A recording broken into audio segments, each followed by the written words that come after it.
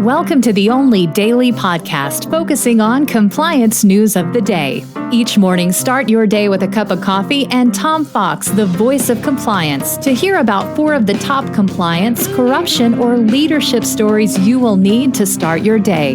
The Daily Compliance News is a production of the Compliance Podcast Network. First, a word from our sponsor.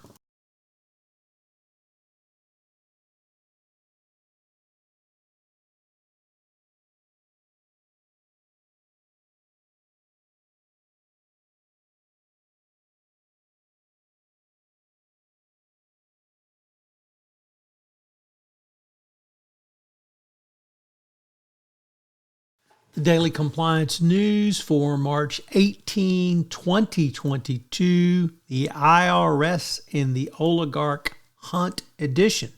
And we begin with that story from the New York Times. Amid the invasion of the Ukraine, the IRS aims to police oligarch sanctions.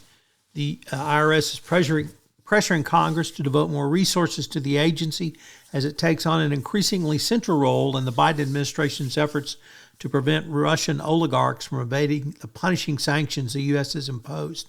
The IRS commissioner told the congressional staff that the agency's criminal investigation unit, which has 3,000 employees, needs to grow about 40% over the next 5 years. It wants a net gain of 1,300 and would ask for $5 billion for the agency. So this may be the leverage the IRS needs to ramp up some enforcement. Next up, from the Business Standard, a first-time contributor to the Daily Compliance News, it reports that corruption has affected the happiness of nearly 50% of the Indian population, with men having a lower perception of corruption than women. The key factor for this subjective well-being is it reflects that India is doing better in other areas. So you didn't think corruption's bad for you? Well, it turns out that it affects your happiness. So a different way to look at the impact of corruption.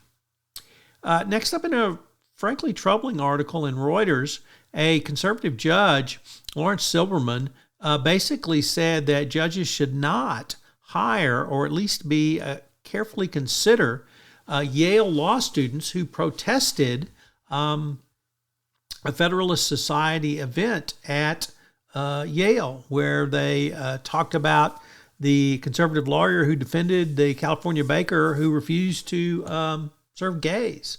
Have a federal judge say that if you now protest, you shouldn't get a clerkship, or you should factor into your consideration, really pretends a level of wokeness that is far beyond anything that we have previously seen, and that the federal judiciary now grades you not on your political views, but actually on you if you actually engage in free speech under the U.S. Constitution by saying you shouldn't do so. That's a very, very troubling development. So, interesting article from Reuters.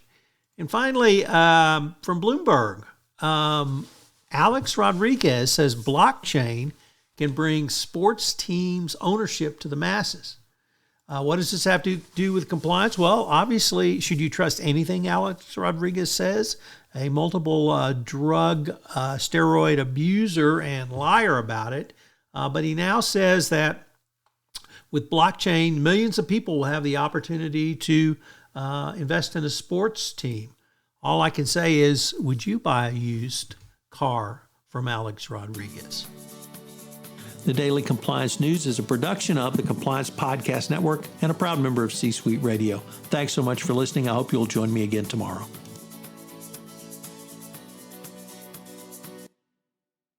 This podcast is a part of the C-Suite Radio Network. For more top business podcasts, visit c-suiteradio.com.